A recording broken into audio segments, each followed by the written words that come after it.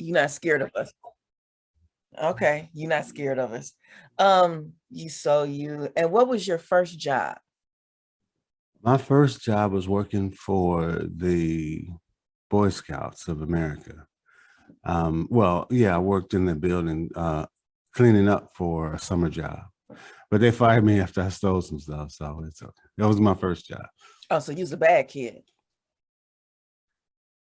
Okay, anyway, so what activities did you participate in school? Were you athletic or what? Yeah, I played football. That's the only sport I played in high school was football. So. Okay. And how old were you when you got your first place, your own place? Well, technically I went into the military 3 weeks after I got out of high school. So I was in the military for 14 years. So I never had my own place. No, that's not true. So it would have been, I was in the military and then I moved off base. And so probably in my third or fourth year in the military, I moved off base. So you about 21?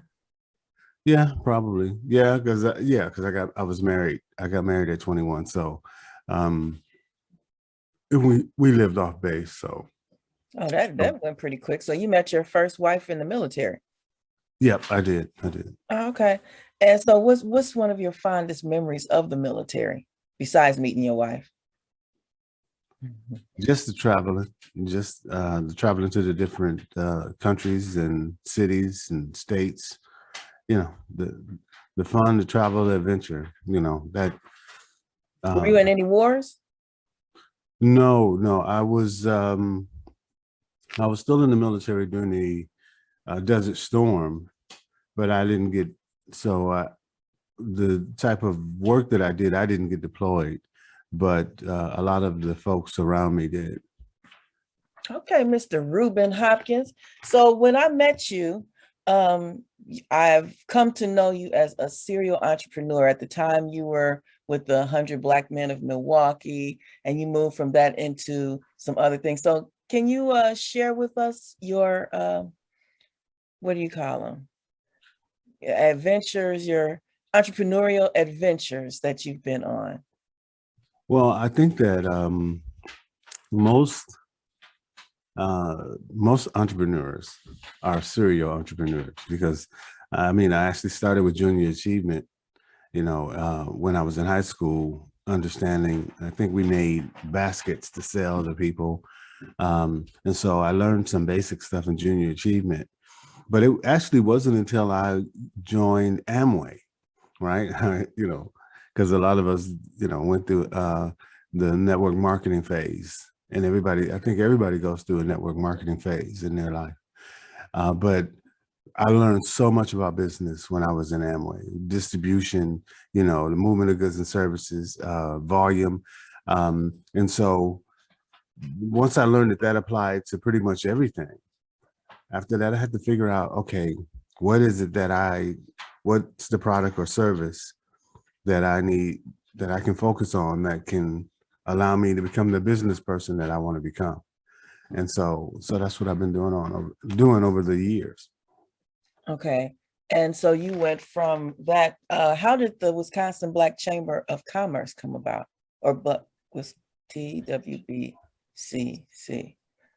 Well, I got tired of dealing with African Americans, right? So, the African Americans are different from Black people, right? And a lot of times people don't want to admit that. But it's true. Most African Americans, especially if they're members of organizations as well. So you're a member of an organization, but you're safe in your job, right? So you only go, so it's like most African Americans work for the city, the county, the state, or some corporation, right? Mm-hmm. And so when you are in organizations where you have a large group of African Americans that are part of that organization, they're only going to go so far, right? And the organization is only going to be so aggressive, right? And so so that's really, in essence, why I started the Wisconsin Black Chamber of Commerce, because you know, I always say Black people should be the largest employer of Black people, and that we deserve the same standard of living in our community that others have in their communities. But you can't get that going along to get along. You can't get that, trying not to, you know, that you might upset white people because they think you're going to disrupt their economic flow if you decide to take your resources and redirect them a different kind of way. And so that's generally the argument. Okay. So Do you consider yourself like an advocate, a Black community or a Black business advocate? Is that what do you consider yourself that? for sure, for sure. I mean, I fight on behalf of people who are not members of my organization, and so I try to get to the legislatures, the elected officials, and I try to give people advice on how to make a decision as to what elected official you're going to support, um, and stuff like that. It's like you have to not be afraid to say, yeah, okay, I like him, but I'm going to vote for his opponent in the primary just to make sure he stays on his toes. I got elected officials right now walking around mad at me because I supported the person running against them in the last election. And I'm like, yeah, but you're on your toes now, I bet, right? I bet you're paying attention now, you know? And so when I ask Alderman, what's the home ownership rate in his automatic district for Black people? Or how many, how many new Black businesses have, anchored in their automatic district in our, being successful there, and they can't tell me, right? When they tell me, oh, I'm everybody's alderman. When they tell me that nonsense, I'm like, okay, whatever. You won't get my support because if you can't tell me the status of Black people in your district, if you can't tell me the status of white people, the status of Asian people, the status of, you should know the status of every culture that is in your automatic district. Mm-hmm. So if you can't tell me that, then it's like, what are you doing? Do you plan to run? I don't. No, I have a kryptonite that won't allow me to run. Okay. All right. So I know that you host events to bring businesses together and promote different businesses. Do you have any events coming up? And tell us about the events that you do host. So yeah, well, so our challenge now is to get back to live in person, events, because really that's where we've been kind of moving towards, whether it's with ExploreUS TV, the streaming service that I own, or it's the Wisconsin Black Chamber, getting back to live events. And so now that we're starting to get this pandemic under control, our next the next event we have coming up is for Thanksgiving weekend. We have 2 nights where we're going to be doing comedy showcase. Oh. And it's all local comedians from Milwaukee, and I just like to see people working, right? So we got 6 comedians the first night, and then we got 5 or 6 comedians the second night. But it's going to be a showcase. Each comedian is going to come on, do their thing, get off the stage. Next comedian is going to come on, do their thing, get off the stage. It's going to be hosted by both nights. Going to be hosted by D-Rock. Okay. And yeah, it's going to be a lot of fun. Okay, well, I know that you are so anxious to talk about your baby. I know for sure. ExploreUS TV. Tell us about ExploreUS TV. I know that's your baby right now. So for those of you listening, it's exploreustv.com. To subscribe, it's $4.99 a month, and I know people pay more than that for a lot less. But once you get there, you'll be able to see what it is that we're doing and where we're going with the channel. So it's called ExploreUS TV: Where to Go and What to Do in Black America, right? And so it kind of, what we've done is we just take the fact that you can travel from one end of the country to the other and only stay in Black hotels and Black bed and breakfast, and we turned it into a thing, right? So now when you travel, you can actually book a Black-owned hotel so that when you stop the rest, you stay at a Black-owned hotel, right? Or a Black-owned bed and breakfast. or when you travel to the Caribbean, you can stay at a Black-owned resort, right? We own so much stuff in this country that the masses are unaware of, and so that's what the show is built around: where to go and what to do in Black America. And so we stream on all of the same platforms as, you know, Disney and Hulu and, you know, HBO, because they're just streaming services, right? And so if you want to see Disney stuff, you got to go to the Disney Channel, which they stream it on Disney. So if you want to see ExploreUS TV stuff, you have to go to ExploreUSTV.com and you can see ExploreUS TV stuff. And so we also are working on the blog. We have a travel blog. So our goal is to work with all of the Black travel groups. So if you go on Facebook, there are a whole lot of different Black travel groups. And so what we're working to become is the clearinghouse for all of those Black travel groups, because all of these people are traveling and all of these people are staying next to a Black hotel because they didn't know that that Hilton across the street was Black owned. Or they're staying next to a Black hotel because they didn't know that DoubleTree across the street was Black owned. So you're saying Otherwise, that Black people own Hiltons and DoubleTrees? I am saying that. They own Hyatts, they own extended stays, they own Holiday Inns, they own. So Bob Johnson, the brother who used to own BET, right? After he sold BET, he put all his money in, well, all of his money. I don't know if he put all of it in there, but he owns about 168 hotels nationwide. Oh. So he owns the one Black-owned hotel in Wisconsin, in Madison. Yeah, we have hundreds of Black-owned hotels in this state, in this country, that Black people are unaware of. If you go to nabhood.net, NABHOOD, nabhood.net, and that's the National Association of Black Hotel Owners, Operators, and Developers, you can see a list of states that have Black-owned hotels. And that's the first thing I do is when I get ready to travel, I'm going to Kansas City Thanksgiving weekend after our events are over. I'm going to Kansas City and I'm going to stay at the Marriott. Yeah, I think I stay at the Marriott Overland Park. Kansas City is Black-owned.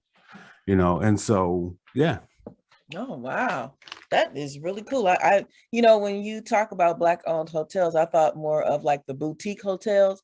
I didn't know that there were major names. Yeah, yeah. And there's a sister out in Florida that owns some boutique hotels, and they're ethnically they're Black. They're you know, a sister owns this hotel when you walk in, when you see them. Okay. Just by the decor. Yeah. Okay. So you do interviews and things on ExploreUS TV as well. Who do you generally interview on there?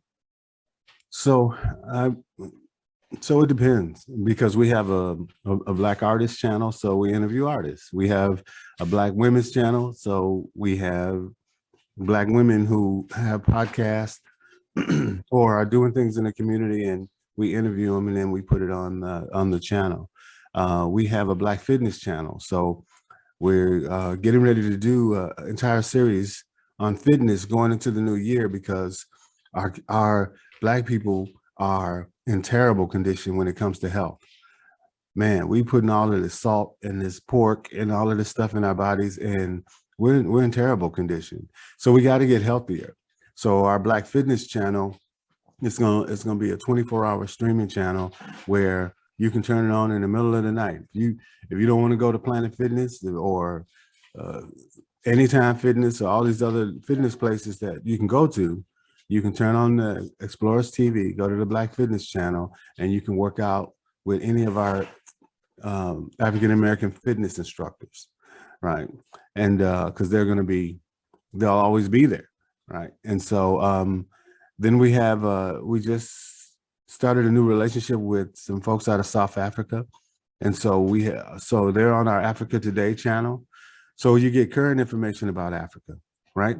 So people are traveling, right? And they want to go to these countries, but there's some countries you shouldn't be traveling to right now, right? there's some countries where, the government is corrupt. And so you want to be careful as to what country you decide to travel to. And so the whole concept of Africa Today is that you get information from travel agencies and people in Africa who will say, look, when you get ready to come here, look, call us. It doesn't matter what country you're going to. We're going to make sure that you get into these countries safe, you're having a good time, and then you're getting home safe. So yeah, and then we have comedy specials this comedy's this event that we're doing Thanksgiving, where each comedian, it's a live taping. So we're going to tape each of the comedians, and then we're going to put each of their stand-ups on the channel, which we've done in the past. So we already have some of their stand-ups on the channel. And so we have a total of 21 channels. And so so we got a lot of room for growth, and we're having a lot of fun with it. Oh, that sounds great. I didn't know that it was actually a whole like station where you had all that different stuff. I thought it was primarily to focus on the Black travel industry. Yeah, it's some of it, the pandemic forced us to do the stuff we were going to do last first, right? Okay. So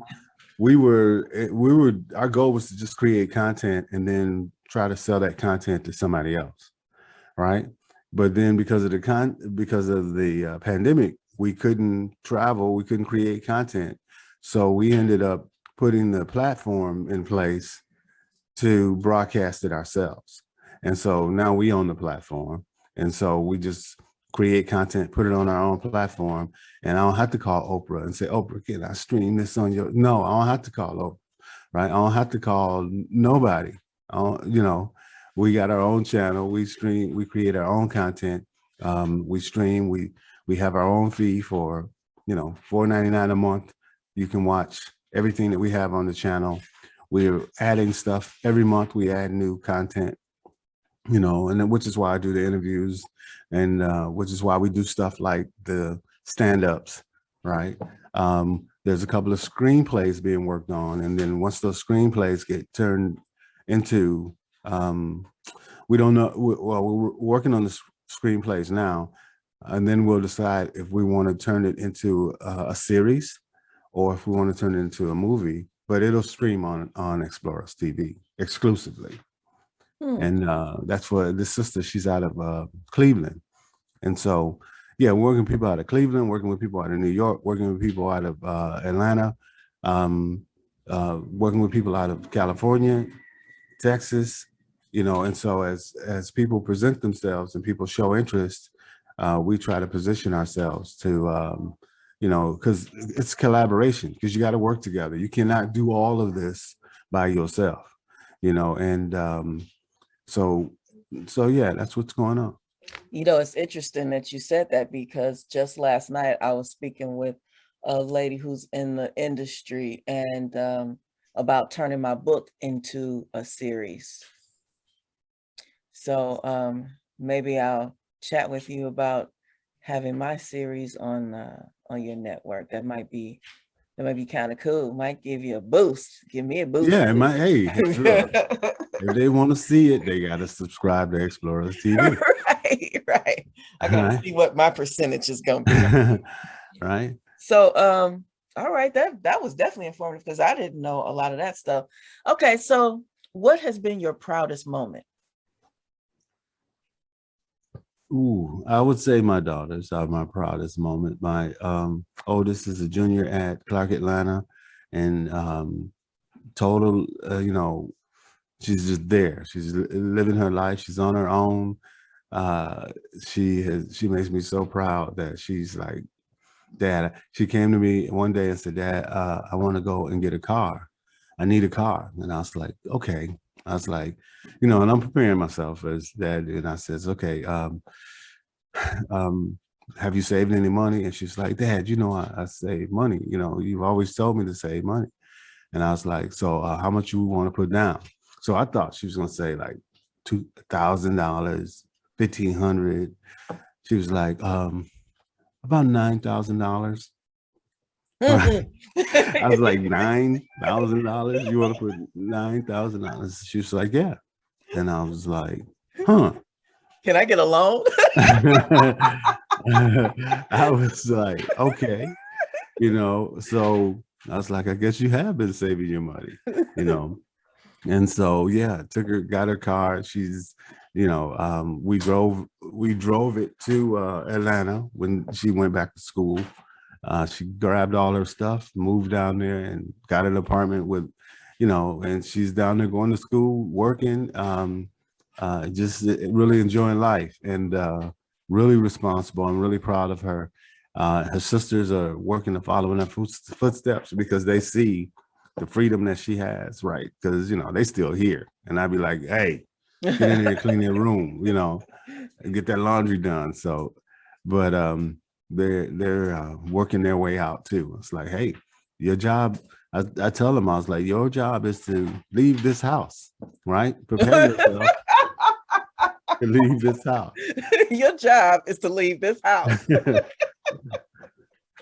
hilarious. Yeah. I like that. And they're getting ready too. They understand saving their money. They understand thinking about where they want to go to high school, college, right? They're engaged in that actively because it's like, this is how it's done. This sitting around the house stuff. You got somebody tearing down the house back there. He don't have, my godson, he doesn't have school today. So I was going to drop him off at the daycare center, but then I would have been late for this call. So he can go afterwards because they ain't going to do nothing but play all day. Right. I have to commend you because you were actually one of the first single fathers that I knew of. And, and what, of course, I knew you before you actually had a kid. And then when you had one, when you became a single father, and just watching you go through it, it was pretty amazing to me, because you brought them up around business all the time. They were at the meetings, the board meetings, they were there, so I think that you set a really great example for them. I'm not surprised that your oldest daughter is doing as well as she is, because she had a very good example, even though you are crazy, but she had a good example as a father. And I really want to commend you for that, because you set a whole different standard for me, looking at Black men as fathers and who I might even want to date, not you, of course, but they need to have some of those characteristics. I'm going to say thank you, I think. Yeah, thank you for that. Yeah, you like my big brother. So what was your toughest moment? Toughest moment. I don't really know if, I'm not a like a emotional person when it comes to like, it's not something like me and some girl broke up or some woman broke up. That's not me. I don't, I've been accused of being too nonchalant about, relationship stuff, because a lot of times you are very nonchalant about relationships. Yeah, it's like, okay, the relationship didn't work. Listen, we tried, how can we end this amicably, right? And still maintain friendships if we can, or just make sure that the responsibilities that we had jointly are still taken care of. I'm just like, okay, it didn't work. Good luck in whatever it is you decide to do, or whoever you decide to be with, so it's not anything like that. I think the biggest challenges that I have, and my biggest it's almost on a daily basis, is just, when black people I have an issue with Black leadership, right? And so, and I always have to take into account the 7 personalities that make up the Black community. You got Blacks, you got African Americans, you got colored folks, you got Negroes, right? You got the slave, right? You got niggas, right? And then you got the Uncle Ruckus types, the Black people that don't even believe they Black, right? And so when you're dealing in an environment like a chamber of commerce where you have to deal with um, uh, Black people in business, African Americans in business, Negroes in business, right? Colored folks in business. It's like they all think about how they to approach our people differently, right? Not understanding that, or not understanding, but understanding at the same time that we deal and interact with all of these different personalities um, every day, right? So, you know, those days you go into Walmart and all of a sudden it's like, what is wrong with these people in here today, right? Other days you go into Walmart and, you know, you think you're out in the suburbs because Black people are behaving so well, right? And it's like, so it's like, you never know when you're standing in line what kind of reactions that you're going to get when you go out. And it's heavier in our community than it is in white communities.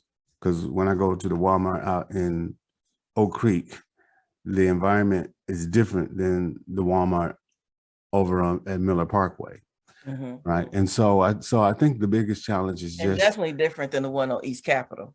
yeah, oh yeah. And so I think the challenge is that in order for the Black community to become, you know, we have this thing called the 3,000 Black Business Challenge, where we're challenging the Black community to start 3,000 businesses a year, right? But the challenge with that is you're dealing with a schizophrenic community, right? And it's like, which personality is starting a business, right? And what personalities are they coming in contact with? And so you're dealing with people with all these different moods and different energies. And that is our biggest challenge, is how we sort, how we learn to treat, we have to relearn who we are and how to treat each other. Because right now, that's our challenge. Most of the businesses, and even the Black businesses that exist, most of them are first, second generation businesses at best. We are not people who historically have been in business. Right. We've worked for somebody else. Now we've got the bug. Now we all want to, have our own and start our own businesses and do our own thing. But again, it's hard to do when you're in an environment where the people around you don't feel the same way, or they don't have that same drive and ambition. And so that's for me, that's the biggest challenge, and where my biggest disappointments come in is just watching some of these businesses crash around historical social constructs. Okay, that was a great answer. So of course I have to go here, being known as a relationship person. I have to ask you, Mr. Hopkins, who was born by the river in a little old tent. Are you single? Okay, so the answer is yes. Wait. So the answer is yes. I am single. I do date. I date, and and I can say that. I can say I date, and Okay. and I kind of treat relationships like I did in high school. All the girls in high school that I hung out with, we didn't like when I during lunchtime I hung out with a different group of people almost every day. I'd sit at a different table, right? I had that kind of relationship with most of the people in the school, that at lunchtime I sat somewhere different every day. I did not sit in the same spot. And so I sit with this group of girls. I sit with the cheerleaders, right? I sit with the girls that nobody talked to, right? So I'd go in the hallway. Well, I couldn't take my tray in the hallway, but after you ate, I'd go in the hallway and I'd hang with different people all the time. And so then I had 12 sisters also. So that added also some addition varieties. So you got to imagine 7 sisters older than me, 5 younger, right? So my interactions with women of all ages has just been a constant, Oh, wow. Throughout my life. And so when it comes to dating, it's the same thing. I date women my age, but I also date women younger, right? And the interactions can sometimes be like clear. It's like, if if I put on some Frankie Beverly and Mays and some Peebo Bryson, right? With, with some 35-year-old girl that I'm going to dinner with.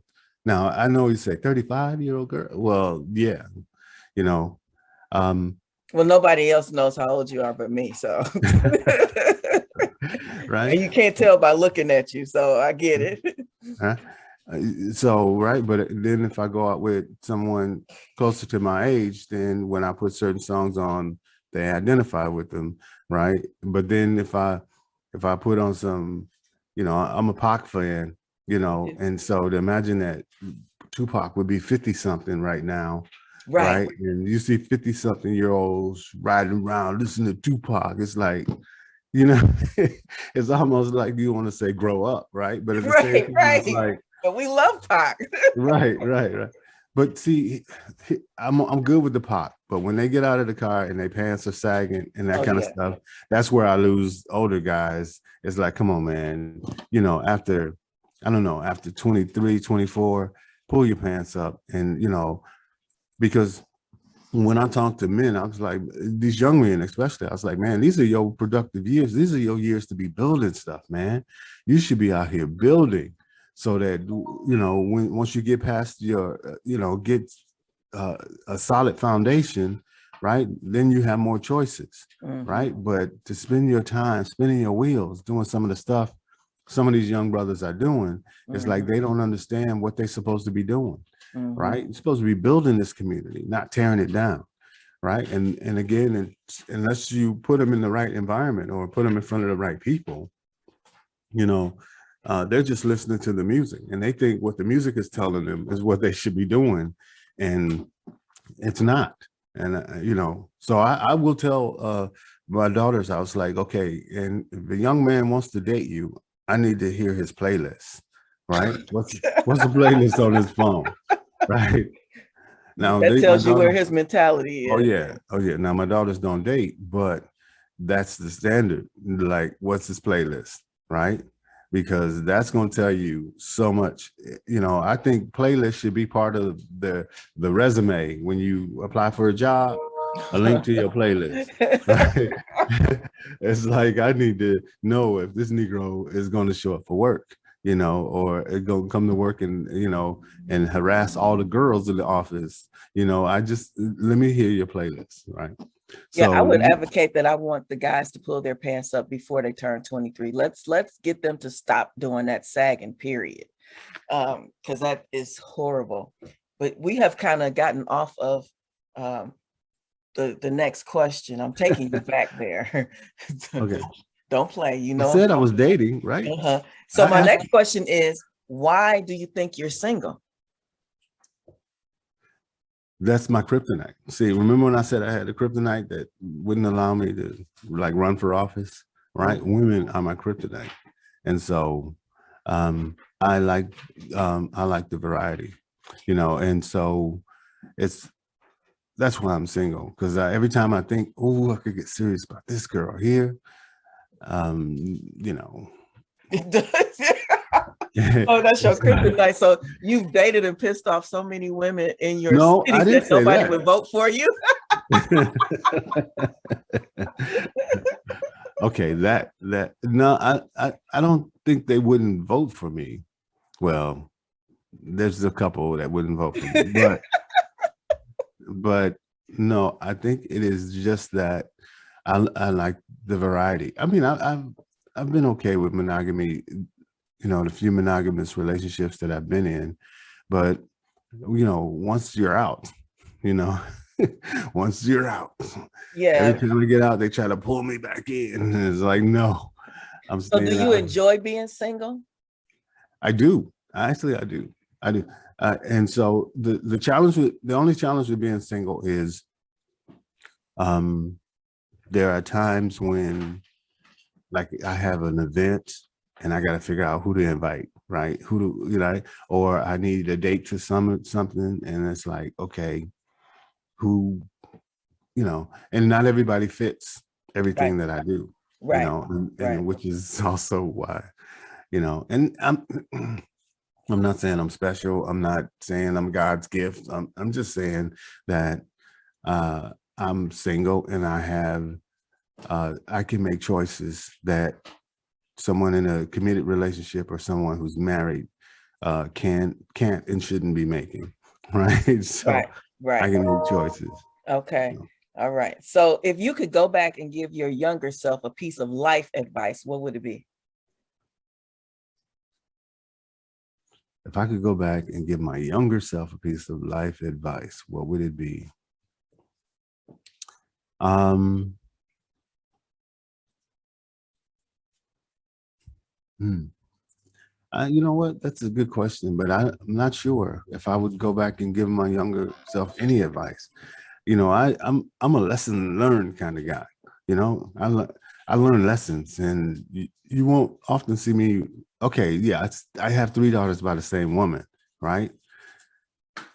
But so so I don't know if that was a lesson learned or not, but the fact that they're all by the same mother means I only got to deal with one baby mama instead of three baby mamas. Right, right. So The listening audience can't see your face, audio only, but the faces that you are making is cracking me up, especially on that one. yeah. So I'm a lesson learned kind of guy, and I've learned from the lessons and the choices that I've made, and so that's why I always now I'm just at that point where okay, I'm getting ready to make this decision, right? And whatever the consequence turns out to be, you know, I'm going to live with it, right? And so that's so as my younger self, I think I've always been that way, but I didn't know that that's what it was. I didn't know I was lesson learning myself. So You you know, wouldn't give any advice, something that your younger self could avoid that's coming up. You think that everything you've gone through was for a purpose? I do. I mean, if I could go back and say invest in iPhones or invest, you know, that kind of thing, invest in, you know, technology or Invest in Nike, invest in invest in solar energy. Facebook. Right. See, and that's right. That's Yeah, unrealistic, you know, because, you know, it's I would, unrealistic from a standpoint of, you know, it's unrealistic. well, Now, that's what I would go tell myself. I would, and who to avoid. I would don't date him, and invest in some stuff. Who are your top 3 comedians and why? oh man, I just had this conversation. I would say number one for me is Dave Chappelle. Everybody Uh, I have interviewed since last month has said Dave Chappelle is number 1. So why Dave listen, let Chappelle? me tell you why Dave Chappelle is number one. And I know it's probably politically incorrect to say this, but uh, the some of the way he ties together his comedy to reality is just brilliant, right?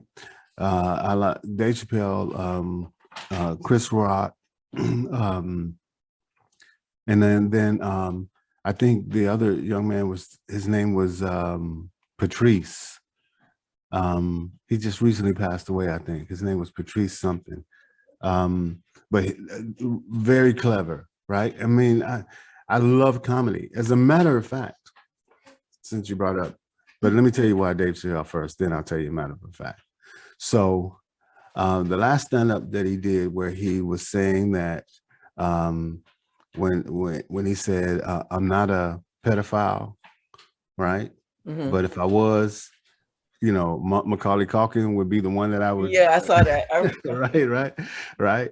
And you know, and then it's like, and he said, and then he said, you know, I'd be famous. People would say, "Hey, man, that's the guy who did Macaulay Culkin, right?" And you know how hard he is to catch, right? And so, you know, and it's like, it was brilliant. And then the stuff that he said about Michael Jackson and the kid going to school the next day saying, "Michael Jackson," you know, Yep, I saw that yeah, too.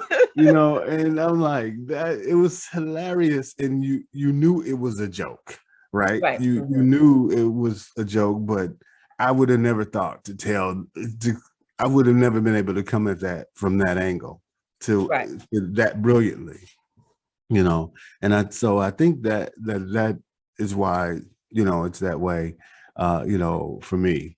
And I, he's one of those comedians that he didn't even have to say anything, and I just start laughing, you know, and so I have been a closet comedian for years, right? I was in high school, I was class comic, right? And so I always love to laugh, and I always see humor in most things, right? And so I've been writing jokes for years, right? But they're just in a book. I've never done any of them. I've never like performed them. And so finally, I am going to do my bucket list stand-up. And so it's going to be a 1 hour. I am. It's going to be called the Bucket List Stand-up. And I'm going to do an hour stand-up of all the stuff that I have written down. When are you going to do that? Probably, I just talked to my producer last night, and I'm probably going to do it Valentine's weekend. I'm going to have to make sure that I'm there for that. I'll be in the front row next to whoever your date is. Yeah. Date of the moment. So what she said to me, because I was standing on the stage, because we built a stage just for what we're doing on Thanksgiving. So I was standing on the stage, and I was telling her about it, and I was like, yeah, it's going to be, I need to do this. I need to put this on my bucket list, right? I said, yeah, it's going to be my bucket list stand-up. And we both looked at each other at the same time. And she said, that's the name. That's the name right there, your bucket list stand-up. And I was like, okay. So don't be people listening, don't be trying to steal my stuff. It's my bucket list stand-up. Yeah, I don't think they're gonna do that. So right. it was the question was, who are your top three? So Dave Chappelle, and who's the other two? I said Chris Rock. Oh, I love him. Yeah. Chad. And then Patrice. Well, I wish I could remember Patrice, his last name. I really, he was kind of a heavy set guy. And I think he passed away about a year or two ago. Okay. But his first name was Patrice. Okay. And then the others, man. I like what's his name? Big head dude that was on that was in the accident. Tracy Morgan. Oh, okay. Right? Yeah.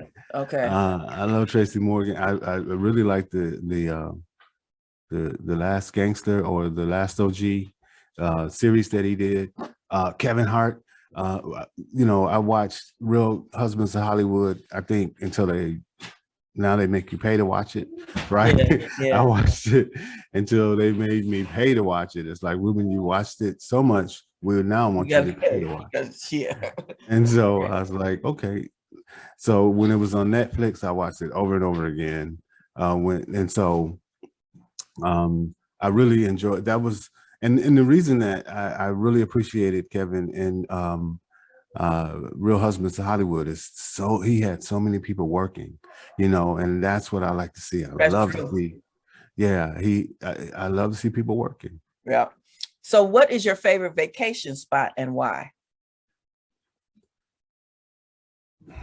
So again, a hard question, because I'm part of ExploreUS TV and travel. So, traveling is almost,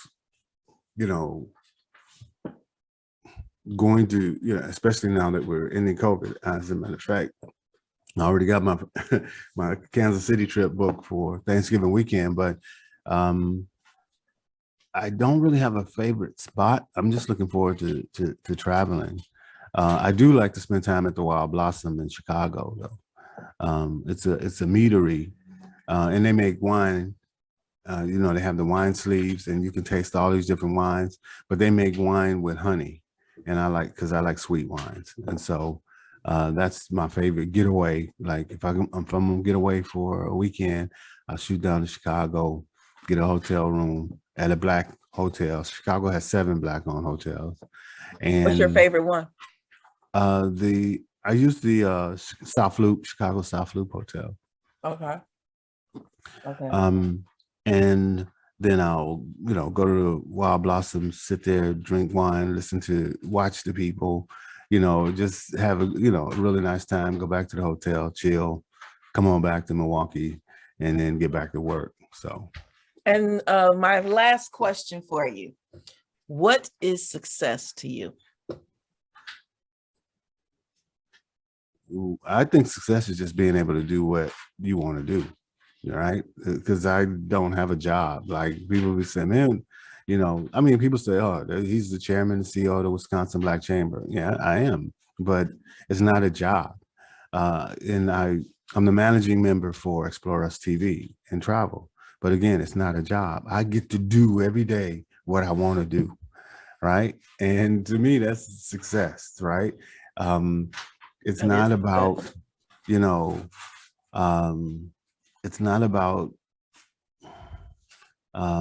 bossing people around or having an office and walk in and all these people, you're in charge of all these people. So, oh, I've arrived because look at all these people I'm in charge of.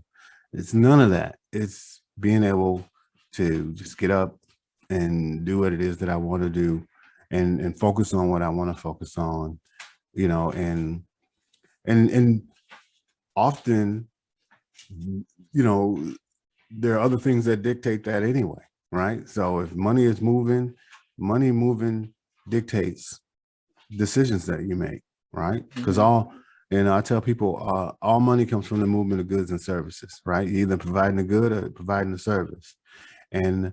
But the money is in the paperwork, right? So if you're not doing paperwork, right, more than likely you're not making any money, right? Because that's where the money is, whether it's you going after grants, whether it's, these contracts that are out here to do business with the government, whether it is, and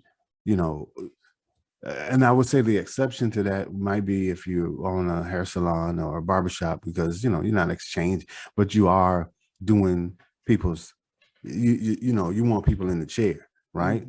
So if people are in the chair all day, you're making money, right? But then you can only make the money that you can make as an independent barber standing there cutting for your chair.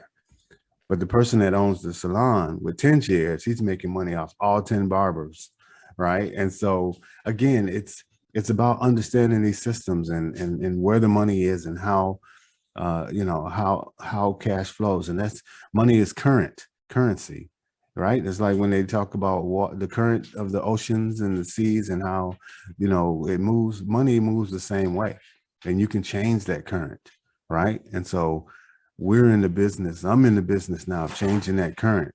A lot of that money that's going and moving to places in the white hotels, no, we're going to change that. We're going to get a lot of that money going into these Black hotels, into the Black restaurants. We're going to build our own economy.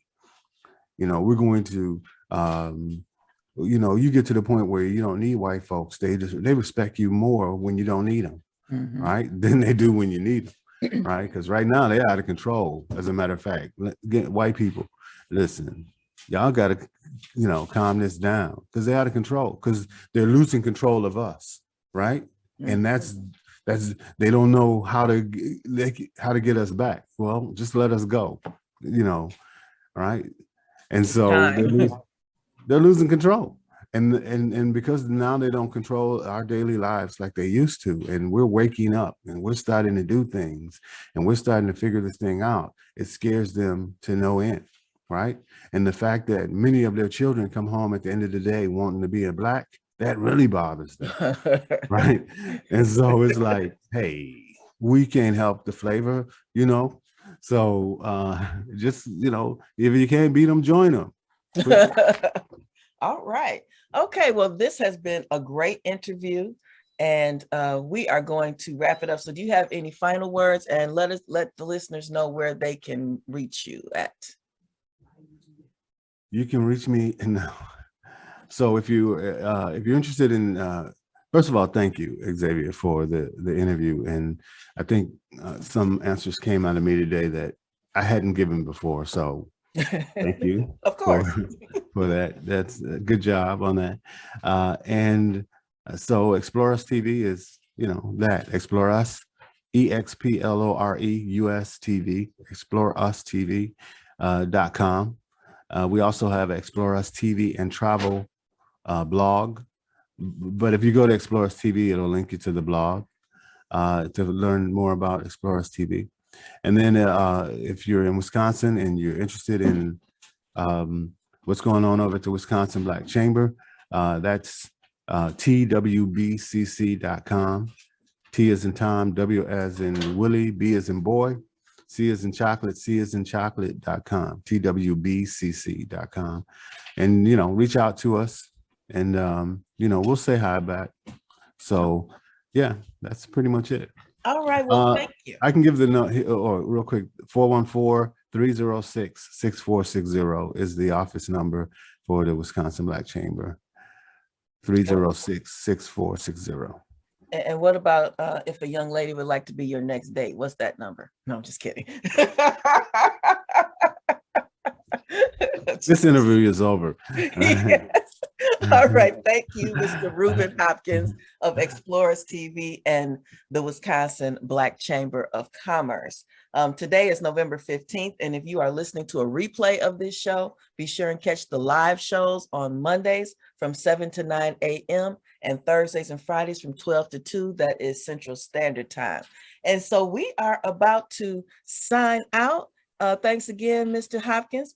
And if any of you know anyone in Chicago that always seems to know what events are going on, I'd like to talk to them.